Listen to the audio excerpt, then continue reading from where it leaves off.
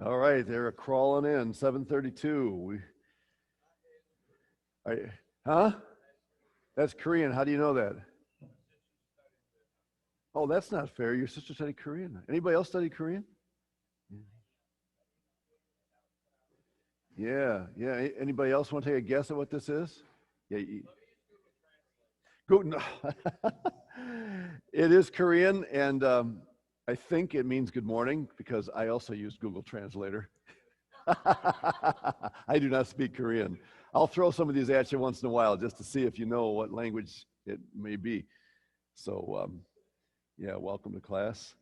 I just had, my wife and I just had a meeting with some gals who've been to Korea and are burdened to go back and hope to stay in touch with them. Okay, well, the bad news is we have a quiz today.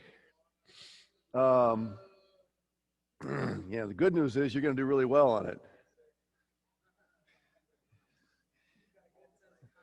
I got a good sense of humor, huh? No, I just believe in you guys. All right. We'll have a word of prayer and then you can help me pass these out. Yeah, that's fine. All right, let's pray and we'll get the quiz passed out and work from there. We'll actually start the recording for the class following the quiz. Okay? All right. Thank you, Father, for the privilege of meeting again today. I pray that as these students recall the truth that they have committed to memory, that this truth would be more than a grade, but that it would be transforming. It would challenge them. It would stick with them through the day as they continue to serve. And Lord, at this stage, week 4, we know that sometimes weariness settles in, the onslaught of assignments do, and I pray for strength, for grace, for spiritual growth for each one of us as we continue to plow ahead. And the Spirit of God would give us a conviction that this is the path that you have set for us. It's going to make us more like the Lord Jesus Christ, and it's going to make us better servants. Be greatly honored in our class, I pray, in Jesus' name, amen. You can start the recording again. I put that on there for my benefit. All right, so the quiz, the Quest study guide is up. And again, if you know it, you'll be fine. And of course, you're still working on the first one. Was it Monday night? You guys, well, you already did the first one. Yeah, it was yesterday. Okay. So, everybody okay? All right. So we are going to try to get through the rest of the historical figures today. Whether we make it through or not remains to be seen. If not, we'll clean it up on Thursday. I'm guessing that most of you probably recognize this individual. Who is he? David Livingstone. Yeah. And you'll notice that you only see one of his hands because the other one was mauled by a lion, and he could have been killed, and God spared his life. Interesting individual, David Livingstone.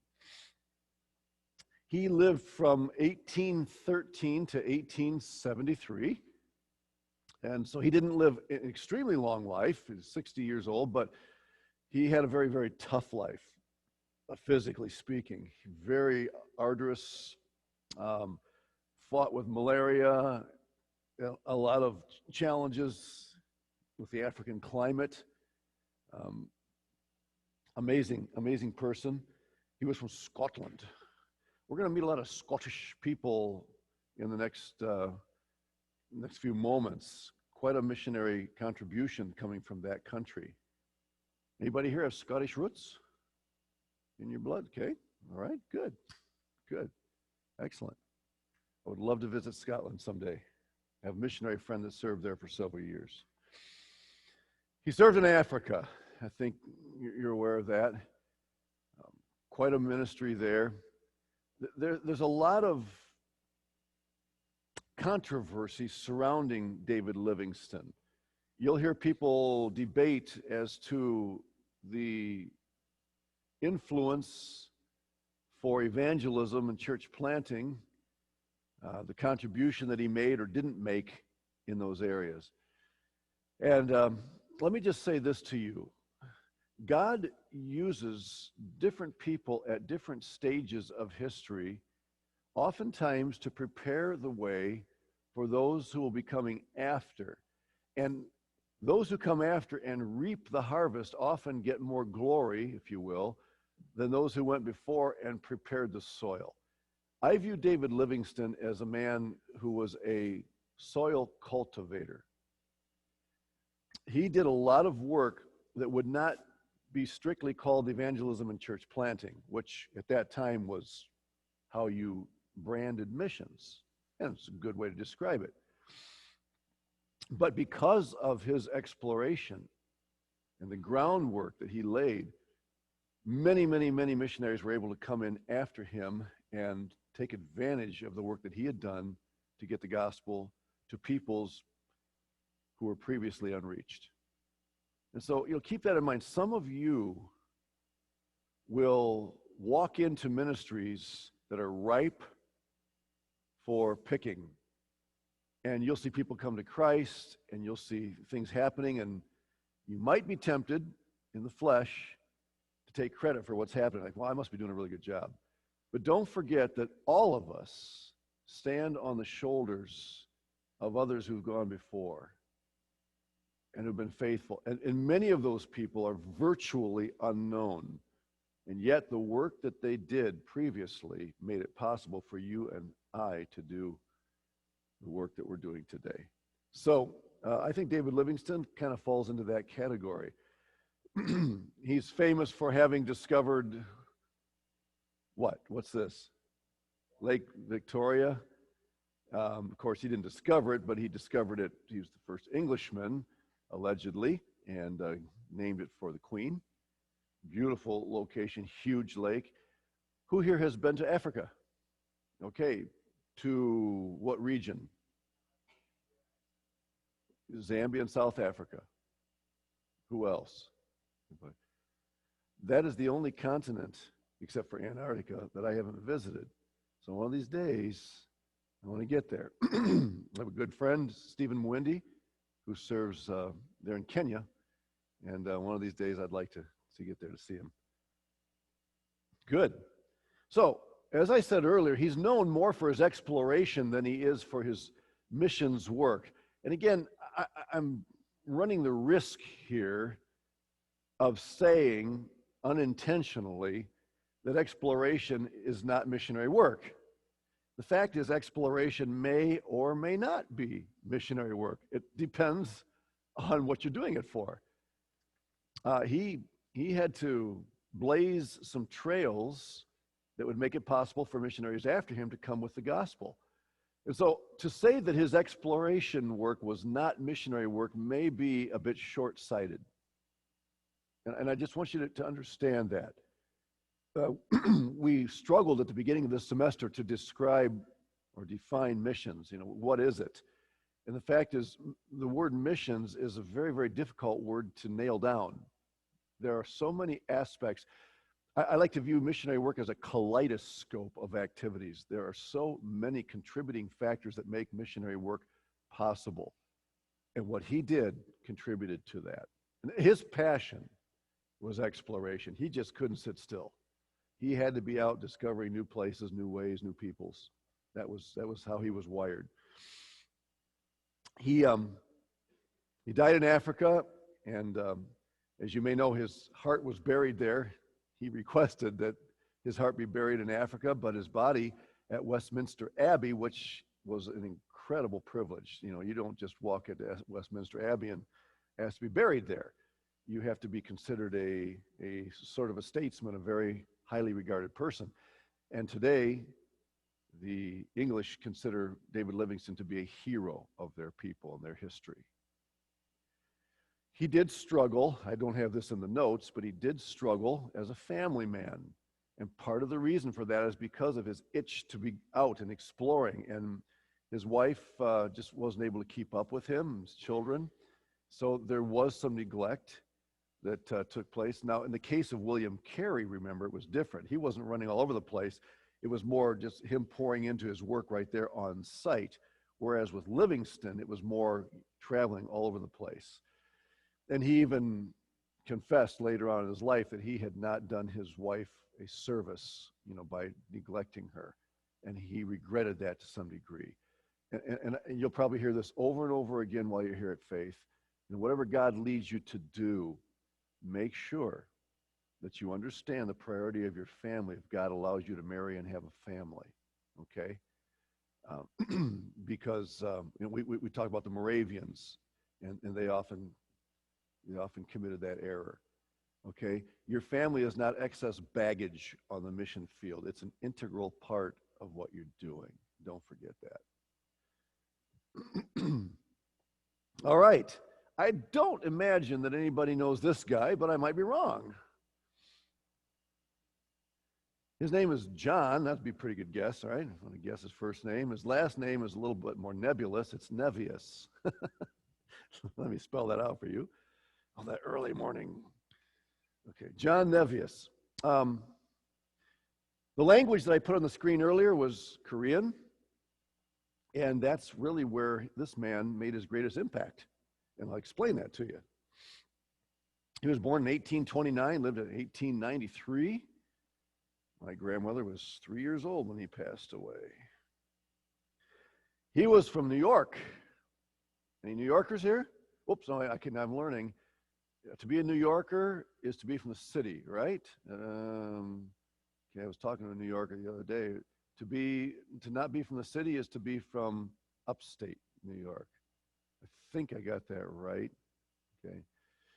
Anyway, I don't know what part of New York he was from.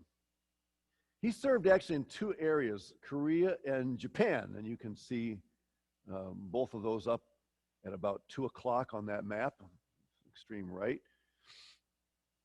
But his impact in those two locations was very different, one from the other. He tried in Japan to sell his approach to missions, his philosophy of missions. He had some ideas, some bullet points that he wanted to really promote because he believed that those would really help missionary work to run more efficiently. In Japan, it didn't really catch on. And part of that may be because the Japanese are very traditional and very hesitant to change. There had been some missionary influence in Japan, and Japanese people are very loyal to their traditions. Korea was a very different country at that time, very open to the West. And they didn't have the dominance of Buddhism or another, quote unquote, state religion. And so Korea was much more open to new and different ideas. And so John Nevius, even though he was primarily a missionary to Japan, he spent 2 weeks at a conference in Korea. And during those 2 weeks, he was given the privilege to present what is now called the Nevius Plan. And the Koreans gobbled it up, and they adopted it, they used it, and there were great results. Here is the sum and substance of the Nevius Plan. And if you read that, you probably walk away saying, so what's so different about that and what we do today? And the fact is, there's not a whole lot that's different. There were a few twists and turns that maybe were a little different, but the fact is we have benefited greatly from his thoughts, his ideas. Christians should continue to live in their neighborhoods and pursue their occupations as opposed to living on a missions compound. And I'm not going to debate the pros and cons of missionary compounds. I know people who have lived on them. They're little communities, American or European communities. But there are some disadvantages because you do isolate yourself from the people and make it more difficult to interact with them on a day-by-day basis. He said the missionaries should be the people should be self-supporting and witnessing to their co-workers and neighbors. Second bullet point, missions should only develop programs and institutions that the national church desire and could support. Or to put it another way, if you start a ministry on field XYZ and you die tomorrow, will the nationals be able to sustain the work that you started? And if the answer is no, if it would fall apart, you need to back up and ask, is this a legitimate project? It looks good in a prayer letter. People back in the States are impressed by what we've established, but is it sustainable by the nationals? And if it's not immediately, can it be in short order? That's a very, very important question, and he felt it was important to include that. 3, the national churches should call out and support their own pastors. Excellent. In other words, rather than the American missionaries or European missionaries designated who's going to pastor what church and controlling the leadership on the field, let's allow the national believers to pray and discern God's direction and place into positions of authority people of their own kind. Very, very wise. Churches should be built in the native style with money and materials given by the church members. Good idea. What does a church look like? Does it have to have a steeple to be a church? Does there have to be a cross on the front of it or on the sign? Do you even have to have a sign? You know, could a church be a church and meet under a tree rather than inside of a building? You know, all these questions, very, very important. And he believed that the more the buildings, installations look like national installations, the better. And I would agree. Intensive biblical and doctrinal instruction should be provided for church leaders every year. And I think that he would probably tell you that that instruction should come as much as possible from national believers and not from the missionaries. Obviously, on a field that's fairly new, where you don't have people trained in leadership, you know, for a while, the missionaries may have to do that, do the teaching and the preparation. But their goal should always be to bring a national up to speed just as soon as possible. Right? So this is all stuff that you and I pretty much take for granted today, but not everybody did in his day. That colonial idea, you know, that the nationals don't have it, they can't do it, we have to run the show. He fought against that, and the Koreans adopted that. So that's the Nevius method. So here's a question for you. God uses men who are weak and feeble enough to lean on him. Now, probably lots of people have made similar statements, but who is known to have made this statement? Any guesses?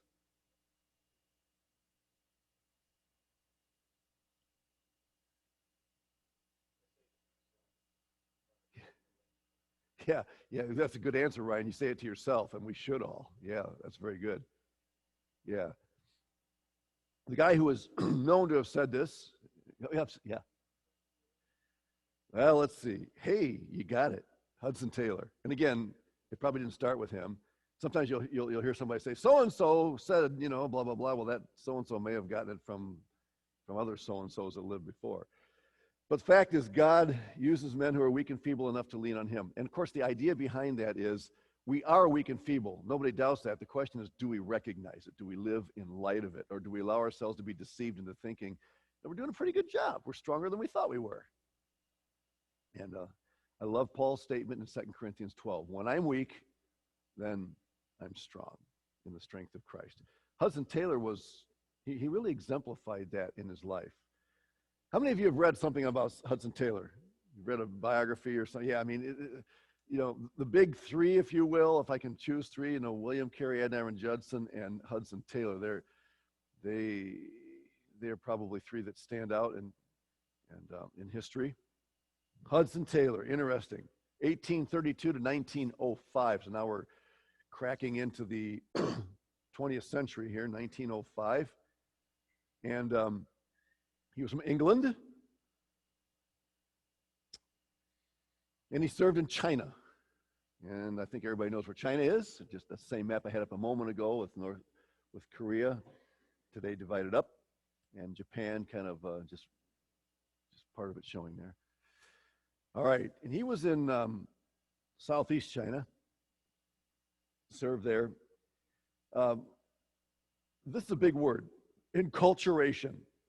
Enculturation has to do with becoming like the culture of the people whom you are serving.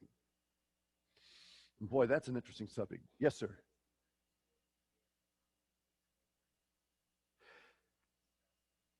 Yes. Enculturation is very much related to the idea of incarnationalism. Yeah.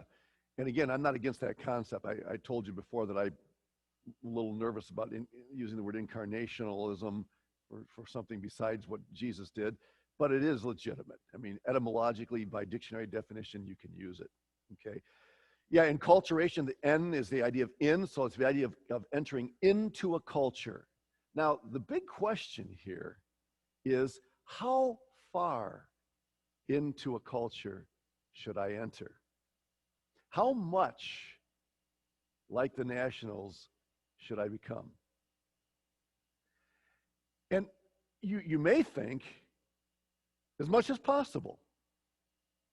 Become as much like the nationals as you possibly can. And though that sounds good, and probably to a large extent that would be true, there are limits. When the Brazilian currency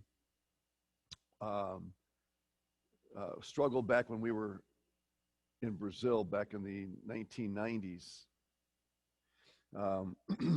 the American dollar took a hit, and overnight, missionaries in Brazil lost 30% of their buying power.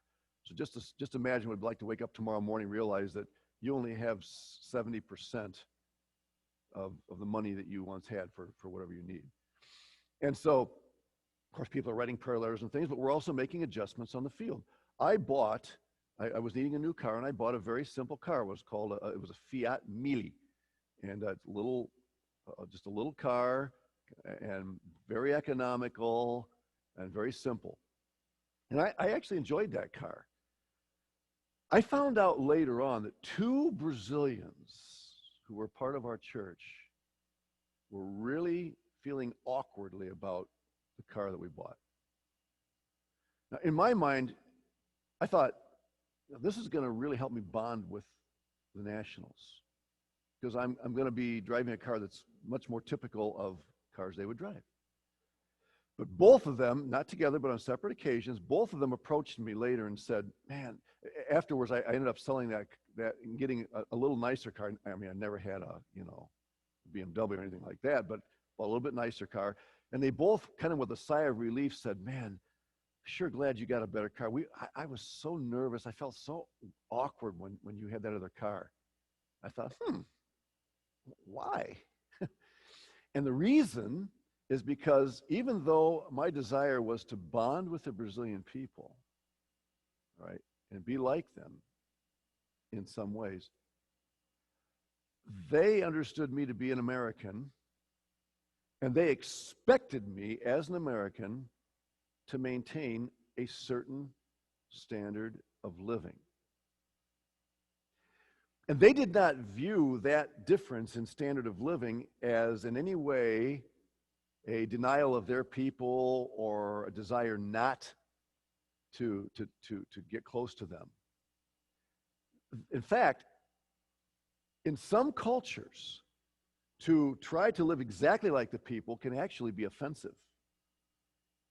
They can view it as irresponsibility. How can you as an American be living like this? We have to live like this. You don't. This is irresponsible. Something's wrong with you. So I'm just telling you that when you think about this matter of enculturation, how much do you become like the nationals? You need to ask these kinds of questions, because not everybody is going to take it the same way. And it's important that you understand that. Hudson Taylor was adamant about becoming like the Chinese in every way possible.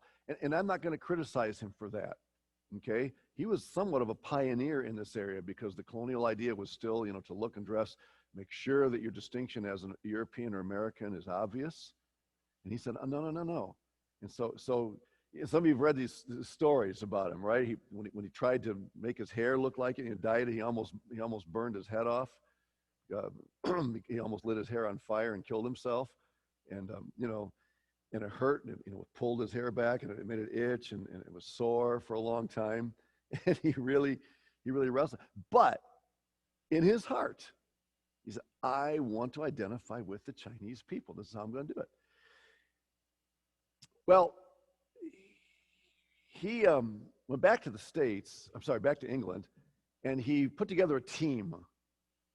And he advertised, he promoted, he prayed about China, and God gave him a team.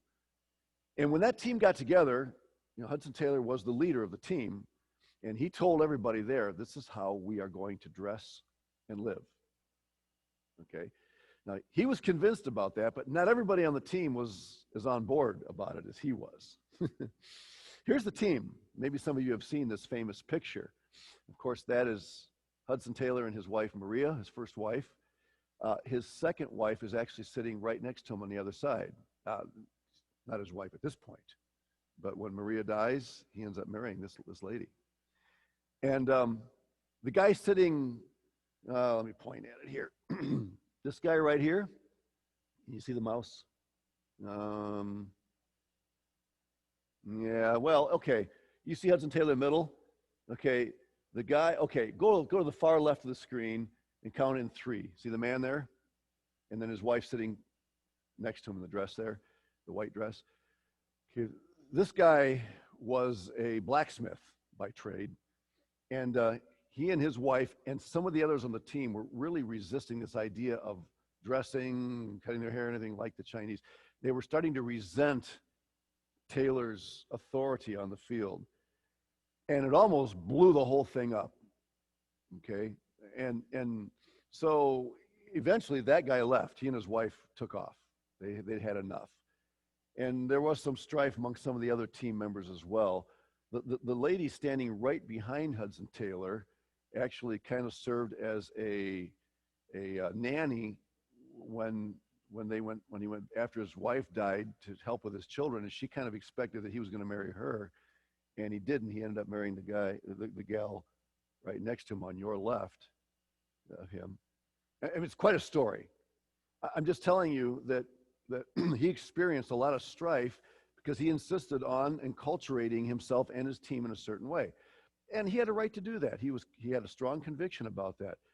But a good lesson that comes out of that is make sure if you work in a team ministry that you have frank, open conversations with your teammates about what it means to live in a different culture, what it means to adjust to those people and relate to them. Because not everybody's going to have the same opinion about what that looks like. And it's very important you understand that. Okay? But a very humble man, very determined, but also had a humble heart and really desired to honor God. And God used him greatly in that land. All right. Who's this? No, she's coming up. Not Mary Celeste. Yeah.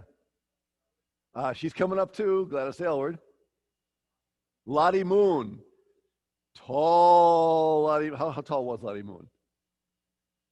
Lottie Moon was 4 feet 3 inches. Yeah, hang on. We'll get. She was born in 1840 and lived in 1912, and she was from Virginia. Any Virginians here? All right. And had a heart to serve God. 4 feet 3 inches tall.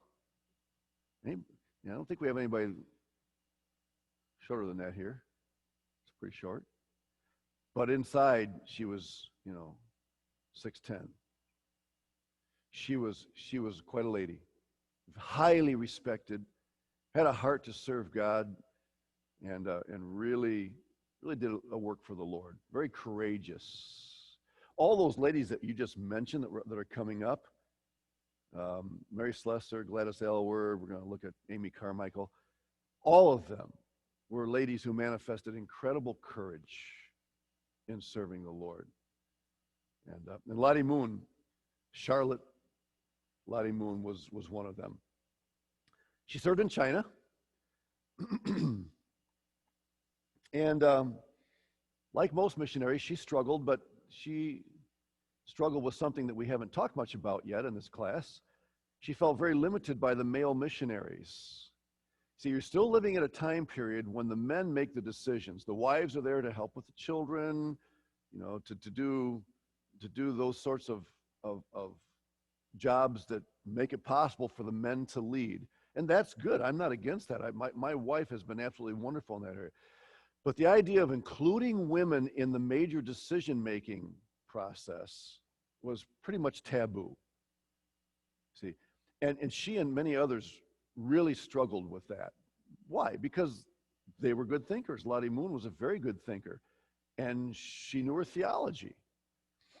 When I was in Brazil, teaching at the Bible college where I taught, I knew some male students who refused to marry certain girls who got better grades than they did on their Bible and theology tests.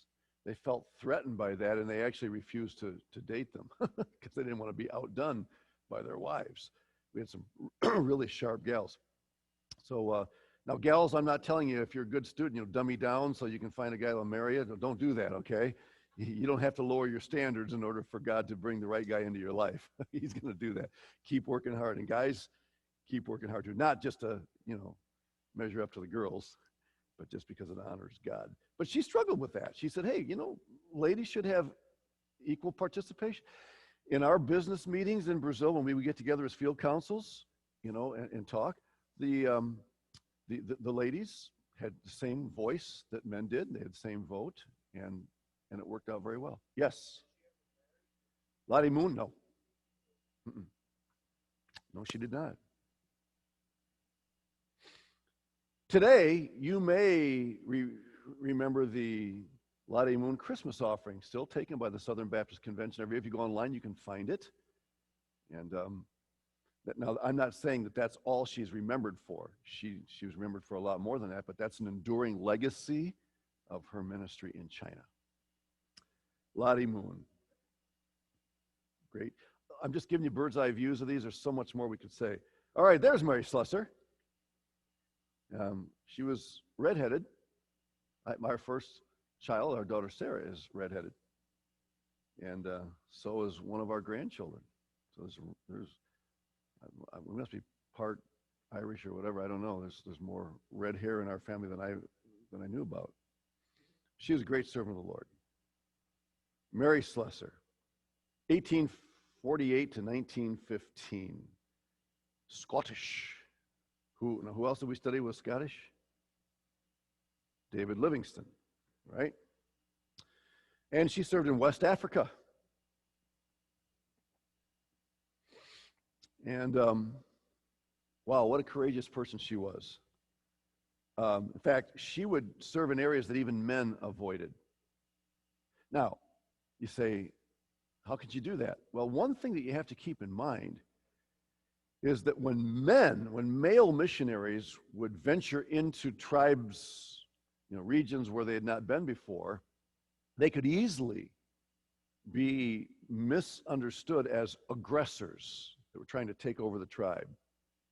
When a woman would travel to those same locations, she would not be suspected because she was a woman.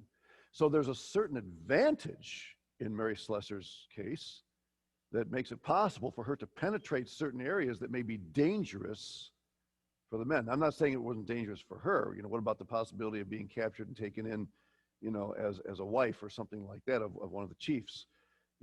So obviously there were dangers, whether you were a man or a woman.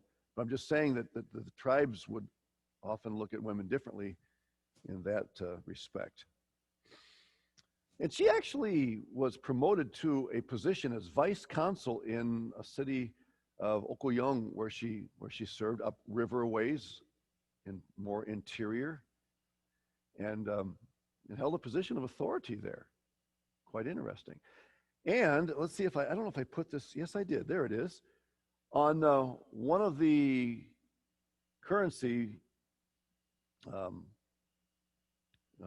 notes is her picture, 10 pounds sterling.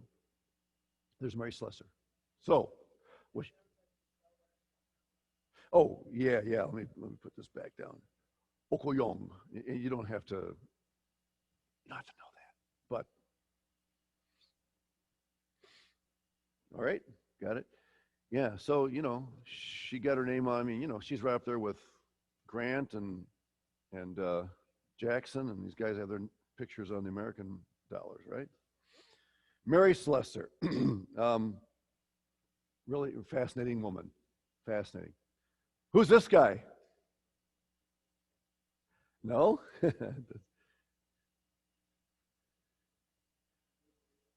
Pardon?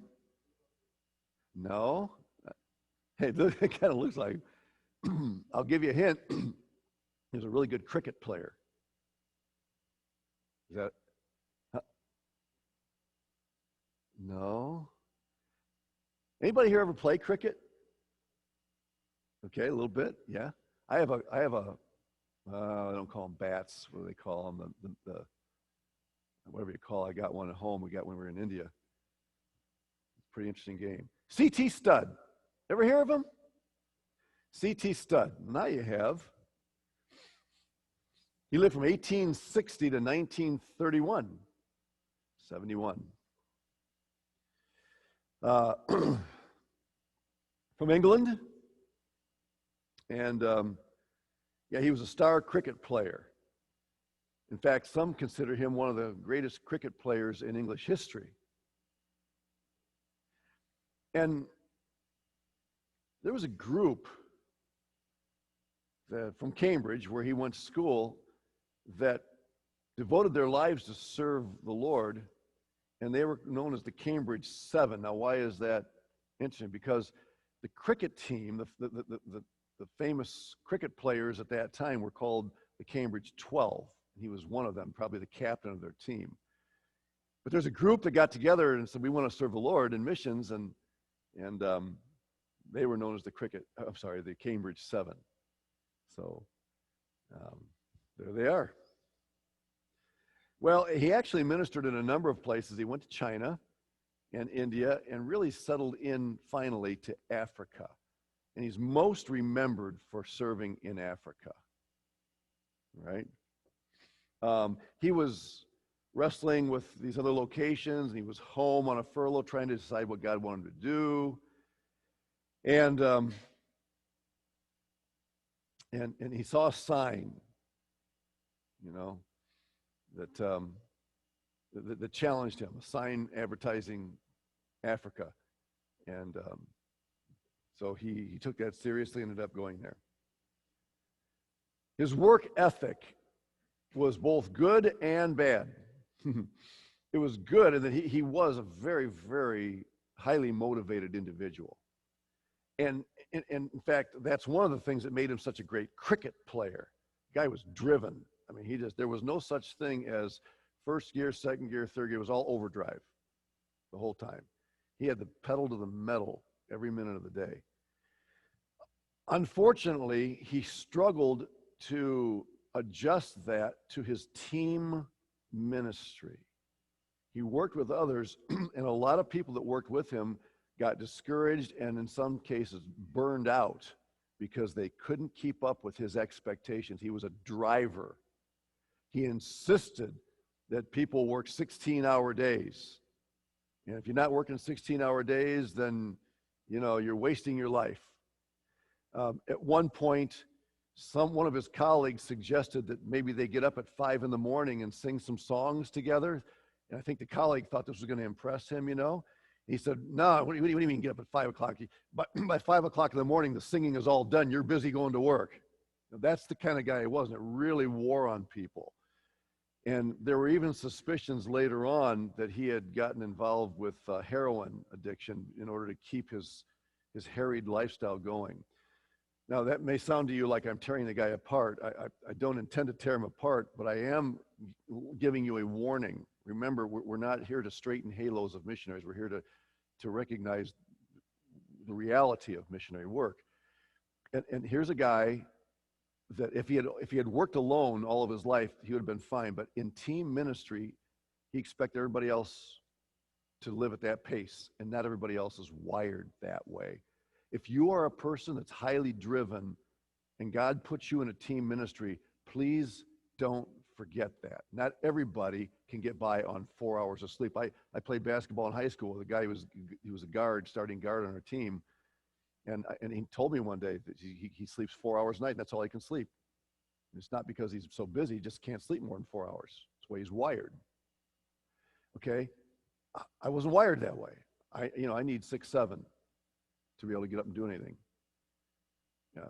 And so please remember that, okay?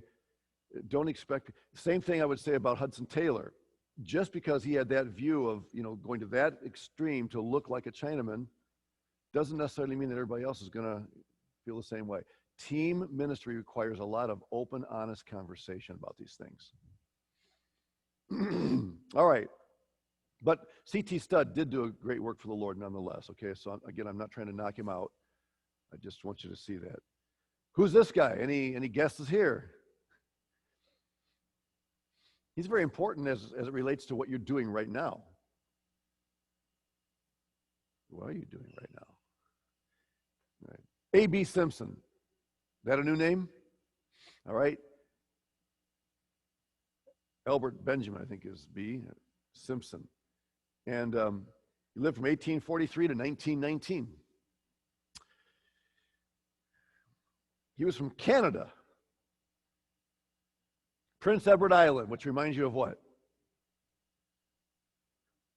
Prince Edward, yeah. What else does Prince Edward Island remind you?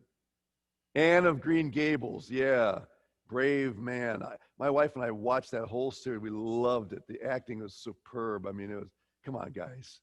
Watch a chick flick once in a while. It'll do you good, okay? And I don't consider Anne of Green Gables a chick flick, okay? It is really, really well done. And, okay. Who are Canadians here? All right. All right. Very good. This guy played a very important role. Now, here's a case where his wife didn't want to go to China. Now, remember, William Carey had a wife that didn't want to go to India. She ended up going. A.B. Simpson looked at it differently. When his wife said, hey, if God's calling you, then go ahead. You know, be a Moravian. Go on and leave me here. I'm not going. Simpson responded differently. He said, God has called me to be a husband, have a family. If my wife is resisting for some reason, maybe I need to think twice. And the fact of the matter is, he never did go to China. But the impact that he made on missionary work stateside or in Canada was incredible. Quick story. My wife's grandmother went to school in Iowa, and she wanted to be a missionary. And she felt like God was calling her to be a missionary.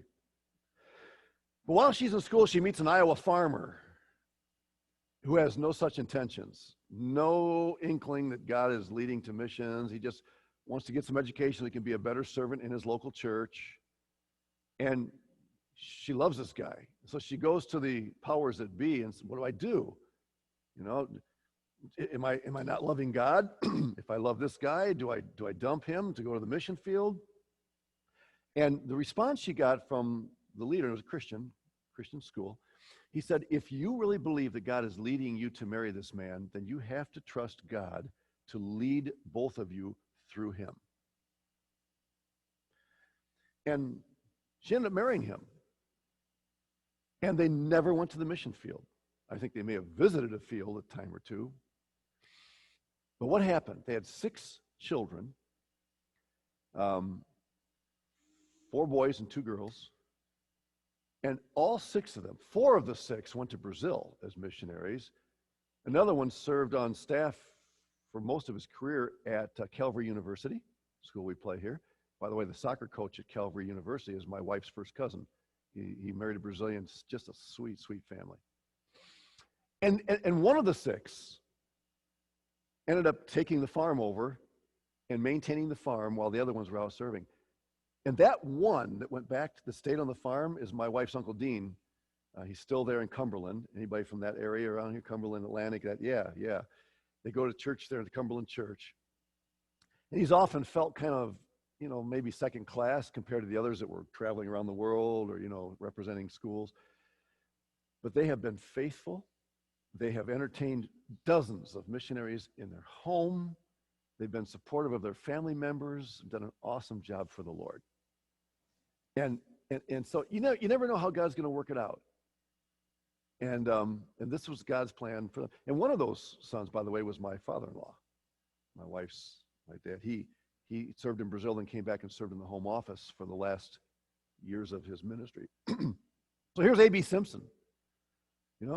Burden for China. God allows him to fulfill that burden in a different way. And how does that happen? Well, he promoted missions without going, which there are others that have done the same sort of thing. And he ended up founding the Christian and Missionary Alliance. It's now called the Alliance. If you go online and just type in Alliance in a search engine, you'll find it, okay? It was a merger of two groups, and he's the one that founded that merger. And he launched the Bible Institute movement, which became eventually the Bible College movement, of which you are a part. As a student at Faith Baptist Bible College, you are living out the extension of A.B. Simpson's vision. Now, the original idea, the word institute there, it implies not a bachelor's degree. Institute, he had the idea of 2 or 3 years. He really wasn't interested in degrees, that sort of thing. He was interested more in preparing students formally, for missionary work. The degree was secondary. So for many years, the Bible Institute movement was a 3-year movement. In fact, what is the most famous of all of those Bible institutes? Moody Bible Institute. It is still called Institute, even though it's a college. It maintained the name Institute for historical reasons because of its roots. Moody Bible Institute. and there were others like that. And eventually, a lot of those became colleges. They started offering 4-year bachelor's degrees. And that is exactly what our school did. I don't know how much you've had a chance to look at the history of our college, but we were Omaha Baptist Bible Institute, and then became Omaha Baptist Bible College when we shifted to a 4-year format. And then, of course, when we moved here, we became Faith Baptist Bible College. And eventually, later on, the seminary was added, and we offer master's and doctoral degrees. So this is the man, or one of the key men that God used to get that started. Never got to go to China, but was heavily involved in training those who would go. And very, very effective in what he did. So, what you're thinking about right now may or may not be exactly what God wants you to do. If it's not, if that's a passion that God has given you, he's probably going to find another way to get it done. God is very creative in how he does things. He keeps us guessing at times. Any idea who this guy is?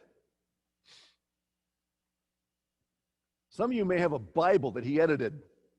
Schofield. Yep, ever hear of C.I. Schofield? When I got saved in 1974, my wife got me the New Schofield Reference Bible. And he's most known for that, but he was a missionary. He lived from 1843 to 1921. 1921, by the way, is the year that Faith Baptist, or Omaha Baptist Bible Institute, was founded. Yes?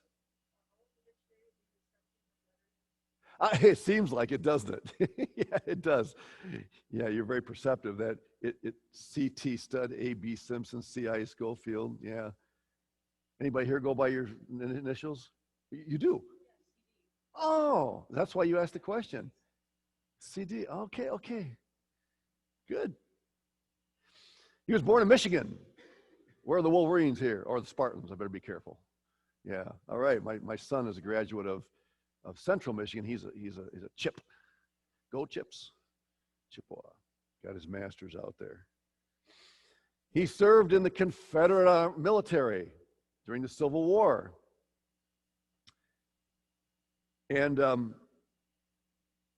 afterwards, he founded the Central American Mission. See, he was burdened for missionary work. And he founded Philadelphia College of the Bible, which now goes by a different name. And I'm really sorry that I do not remember off the top of my head what the name of the college is today. But if you Google that, you'll get that. And as I said, he edited the Schofield Reference Bible, and later on, the New Schofield Reference Bible was published, and lots of notes, helpful information. Okay, that's C.I. Schofield. By the way, just let me say this. Sorry. Am I rushing you guys? Schofield struggled with a drinking problem. He actually worked in Grant's cabinet. That's so many things that we have to skip over. Even though he was fighting for the Confederate Army after the war was over, Grant and the North wanted to rebond the two, and he actually became a member of Grant's cabinet. And but he had a drinking problem, and even after he got saved, I think he wrestled with it, although, eventually I think God gave him victory. But that was an Achilles heel for him for a long time. All right, everybody get that?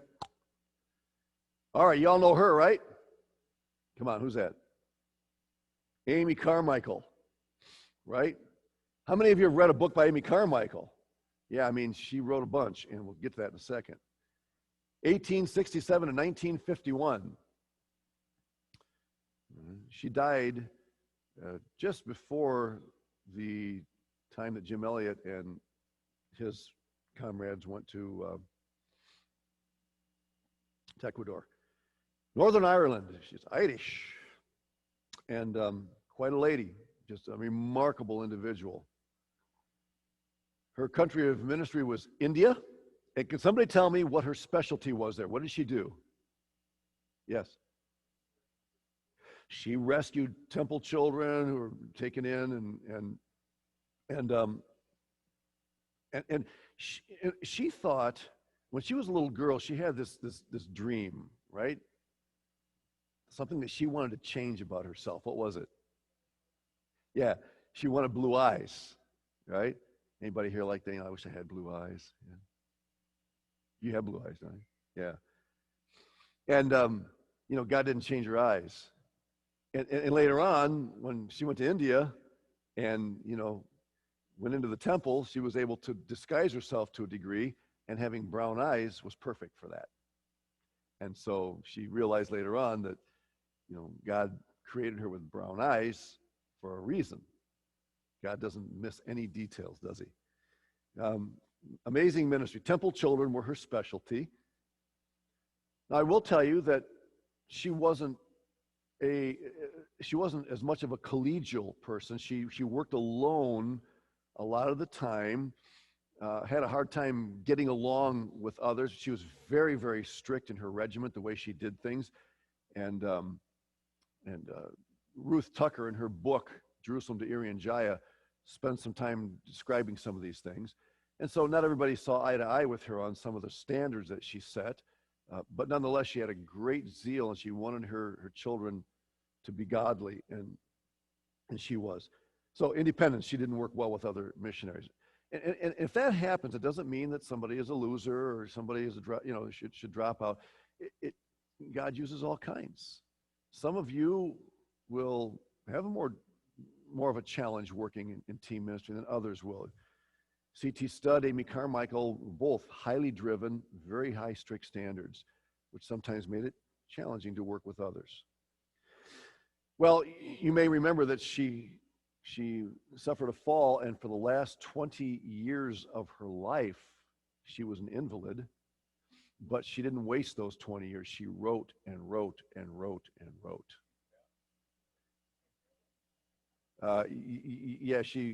And I don't know the details of it, but she was an invalid for the last 20 years of her life. And so many of the books that you guys have read were written during that period of time. So, if God allows something like that to happen to you, here's a lady that's driven. She's used to going, and all of a sudden God says, nope, I'm going to stop you in your tracks. Okay? Rather than complaining and becoming, having a pity party, she asked, what can I do for God in this phase of my life? It's an awesome way to look at it. And if God allows you to suffer a quote-unquote setback, it's only a setback from your vantage point. In God's plan, it's a step forward because he has something he wants to do in your life through that. And this is the testimony of Amy Carmichael, and I applaud her for that. All right, now this lady might not be quite as well known. She came from a medical family. I'm guessing that some of you may have heard of her. Yeah. It is Ida Scudder. All right, very good. There's her name, Ida Scudder. 3 or 4 generations of medical missionaries. And so everybody just thought, well, you're from the next generation, so when you leaving for the field to be a medical doctor? And she said, not so fast. I'm not a traditionalist. Just because my father and grandfather and great-grandfather were medical missionaries doesn't mean I have to be one. Now, is she right or wrong? In principle, she's right. Just because everybody else has done that doesn't mean that you have to follow suit. Now, the problem wasn't her logic. The problem was her attitude. She really wrestled. She confessed that later. She just had a bad attitude toward the very concept of being a missionary. She did not want that. So she thought, okay, I'll go and do a short-term trip, a couple weeks, a couple months, and I'll do my time. And then I can go back to being what I want to be, what I want to do. And that was kind of the way she thought about it. So she would ease the tension, and the guilt by spending a few weeks or months on the field. She was born in 1870 and lived in 1960, which is the year I was born. 1960. You didn't know that people who were born there you're still alive, did you? Pardon me? They're born in 1960? Well, good for them. I was born right at the beginning of the hippie era. I have a colleague in Brazil who was a hippie before she came to Christ, and she and her husband are doing a great job for the Lord. He is carnivorous. He loves his churrascarias. He loves his meat, and she is a sworn vegan. It's a fun relationship. They get along fine. They're both serving the Lord together. It's Tim and Vicki Reiner. Awesome people. And she doesn't do it for religious reasons. She does it for health reasons, but he likes his meat. They get along fine. Her expectation, she would follow in her family's foot. That's not her expectation. That was the expectation of everybody else. She would follow in her family's footsteps.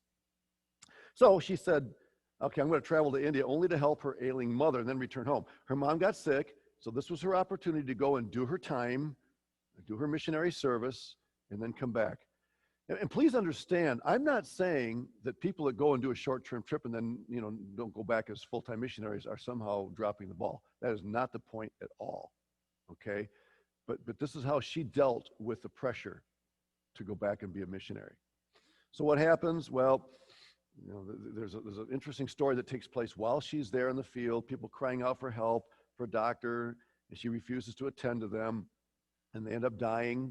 These are ladies who are are in childbirth, and that just haunts her, and she can't shed that. She can't get rid of that, and finally, God breaks her heart and gives her a passion to go back. And she goes back and she serves God with great joy. Don't think that when God changed her mind, she decided, okay, I'm going to live the rest of my life then in drudgery serving God. Because when God breaks your will, he also messes with your emotions, your desires. And that's what happened to her. So, this idea that if I give my life to the Lord unconditionally, I may have to, suffer the rest of my life doing what I don't want to do. That is a totally non-biblical concept. All right? God changes everything. She retired at 75. How about this lady? Somebody mentioned her earlier. Gladys Aylward. Anybody ever watch the movie The Inn of the Sixth Happiness? I would encourage you to watch it. It's an old black and white. And she would tell you, if she were alive, that she didn't agree with everything in the movie, but by and large, it was a fairly good portrayal of her life. And I would encourage you to watch it. I think it's, hour and a half, 2 hours. And the Ingrid Bergman, you probably never heard of her. She was a famous Jewish actress who played her role, and she was greatly impacted by Gladys Aylward. I had a chance to actually interview her as she played the role of Gladys. An interesting story. I don't know that Ingrid Bergman ever made a decision for Christ, but she was very, very, very impacted by her life. Well, this is a prime example of an unlikely candidate for missions. Born in 1902, lived in 1970. She's from London, England. She went to China, and she was considered unprepared. She applied to the China Inland Mission. They said, no, you don't have the theological baggage that you need, and you just find something else to do. And she couldn't. She was so driven by that she ended up going, and the story of how she got there is incredible, and you can read about that. She saved up money as a parlor maid, and little by little got enough money to take a train, and she arrives, and all sorts of crazy things happen, and she becomes a foot inspector. That was back at the time when the Chinese began to outlaw foot wrapping of women to keep their feet from growing to be too big, because women were supposed to have small feet. They finally outlawed that, and she was hired as a foot inspector. That may sound like a really measly occupation, but it was actually quite a respected position for someone to have. And that was one of the ways that she made friends and contacts. She learned the language just they were in a muleteer hotel kind of a place where people would come through, and she would have to attend to them and take care of their mules and, get them food. And that's how she learned the language. Amazing. She really wanted to be married, but she was content. She struggled with a desire. God did not choose to give her a husband. It kind of got close for a while. There was a guy there that was interested in her, a military guy. Did not turn out to be God's plan. And she was content with what God... Look, ladies, gentlemen, this works on both sides of the equation. To desire to be married is not ungodly. It's not selfish. If God chooses not to give you a spouse, okay, and if you continue to wrestle with that, that is not a sign that you're unspiritual. It's natural to want it. The question is, how do you deal with it? What do you do with it? I worked with a couple ladies in Brazil who didn't get married. They wrestled with it for a while, but they were also content, and God greatly used them to be a blessing. So this is something that it's a reality for some folks, and it was true for Gladys. She's known for having transported 100 war orphans to safety during a time of conflict, and that movie depicts that. Inn of the Sixth Happiness. I commend it to you if you find the time. Probably find it on Amazon Prime or... okay, we're not going to get through everybody today. John and Betty Stam. Okay, some of you may have read about them. Okay, all right.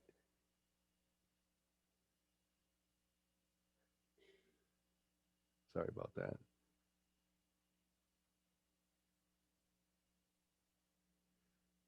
Got it? All right. John and Betty Stam. Fascinating story. 1907 to 1934 for John. She was actually 1 year older than he. Went to Moody. A.B. Simpson's idea, right? Bible Institute. Went to China. But they went at the time when communist takeover was going on and things were very unstable. The Boxer Rebellion had taken place in the year 1900. Some of you have studied that. It's kind of the boiling point of Western intrusion into China, and they rebel against that. And so there was a lot of suspicion toward anybody from the West. They had been informed incorrectly that things had improved where they wanted to go, in the particular town where they wanted to serve. It had been hostile, but apparently things were better, and so they were convinced that it was okay to go in there. By the way, he was a valedictorian of his class and gave a stirring speech about the need for missions when he graduated from Moody. So what happened? Well, God in his sovereignty allowed both of their lives to be taken. They had to participate in a death march. They were humiliated publicly. He was allowed to send a letter. One of the guards allowed him to write a letter and send it. And you can find remnants of that letter. Their little baby Priscilla survived the incident because a caring Chinese individual took her and put her in a basket, and she ended up getting back to safety and back to the States. And you can see her with her, I think that's her grandpa or great uncle, I'm not sure which. So it's an amazing story. You might be tempted to ask the question, why does God allow this to happen? If there's such a shortage of servants as it is, then why does God allow all these people that want to give their lives and are zealous for him, to lose them in this way? And I don't know the answer to that question because I'm not God. God is orchestrating his missionary movement with precision. Jesus is not one day behind schedule and one person short, even though that may be the way it appears to us. So why do we promote missions here at Faith? Because in God's sovereign plan, promoting missions works together with his sovereignty to bring about his ultimate plan. And his plan, they were taken. But as a result of their death, many people were stirred for missionary work, just as we'll see happening with Jim Elliot and those guys. I'm actually going to stop there because it's 8:47 and there's a lot more to say about this guy. So we have to finish this part on Thursday. God willing, we will. Thank you very much.